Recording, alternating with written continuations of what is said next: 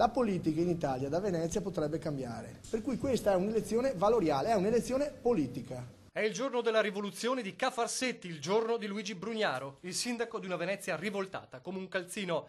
La Venezia che ha scelto non solo il centrodestra, ma anche e soprattutto lui, l'imprenditore, sceso in politica. 53% dei voti, sorpasso e successo. 17 uomini della lista in consiglio, un pienone. Dopo la festa notturna, seggi chiusi, è il tempo del messaggio alla città.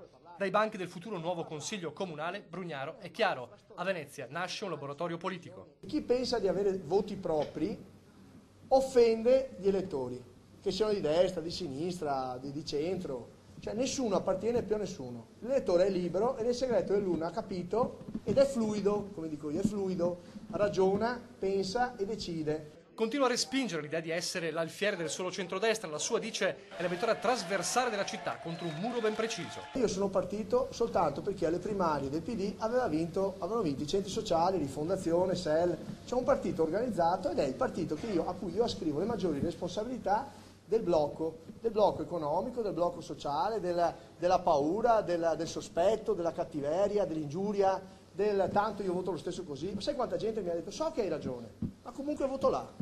Ma scusate, questa si chiama ottusità a casa mia. Ottusi ma anche oscurantisti e maligni secondo l'imprenditore, il cosiddetto partito del no. Brugnaro si infiamma contro chi lo ha attaccato frontalmente mettendo in dubbio le sue mire e colpendolo con l'arma dei conflitti di interesse. Sapete chi non è in conflitto di interessi? Chi non fa niente e che non ha niente, che però spende i soldi di tutti gli altri, perché questo è il partito del no.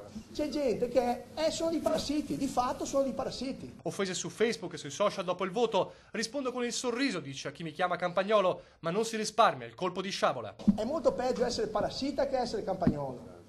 E forse sono meno campagnoli di tanti veneziani che si arrogano il fatto di essere della città. Chi è più veneziano? Io o questa gentaglia qua? Dalla sicurezza alle navi fino al rilancio della città, l'imprenditore sindaco è un fiume in piena e ricorda a tutti che qui non ci sono più anime e lotte politiche, tanto da aprire ancora una volta il confronto con tutti. Il suo non è il partito del centrodestra, dice, ma qualcosa di diverso. Un partito, il partito del lavoro, delle persone che vogliono pensare a un piano strategico per il comune di Venezia, che includa tutti, nessuno escluso, neanche quelli che hanno votato Casson.